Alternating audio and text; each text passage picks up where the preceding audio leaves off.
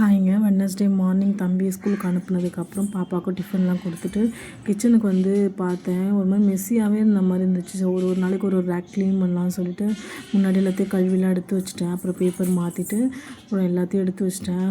இன்னும் மளிகை சாமான் ஏதாவது வாங்காததுனால உப்பு மட்டும் வாங்கி உப்பு வந்து காலியாக விடக்கூடாதுன்னு சொல்லிட்டு அது மட்டும் வாங்கி கொட்டி வச்சுட்டேன்.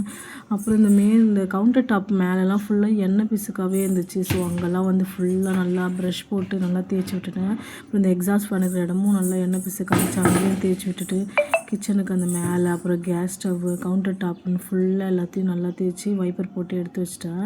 பாப்பாவும் தூங்கிட்டா கொஞ்சம் நேரம், ஒரு 1/2 மணி நேரம் போல் தூங்கினா. அந்த கேப்பில் வந்து பாத்திரம்லாம் தேய்ச்சிட்டு அதுக்கப்புறம் வந்து கொஞ்சம் 2 நாள் 3 நாள் துணியே துவைக்கல. அதனால் வந்து துணி நிறைய ஆகிடுச்சு. அதையும் துவைச்சி எடுத்து வச்சுட்டு நம்ம வீட்டில் வந்து யாருக்குன்னா உடம்பு சரியில்லைனால அந்த மைண்டே ஓட மாட்டேங்குது. எதோ யோசனையாகவே இருக்குது. அந்த மாதிரி யோசிச்சுட்டு தான் ஒரு வேலையை செஞ்சுட்டு இருந்தேன். அப்புறம் லாஸ்ட்டாக பாத்திரத்தில் அடுக்கி வச்சுட்டு என்ன சமைக்கிறதுன்னு தெரியாமல் அரிசி மட்டும் ஊற போட்டிருக்கேங்க. பாய்.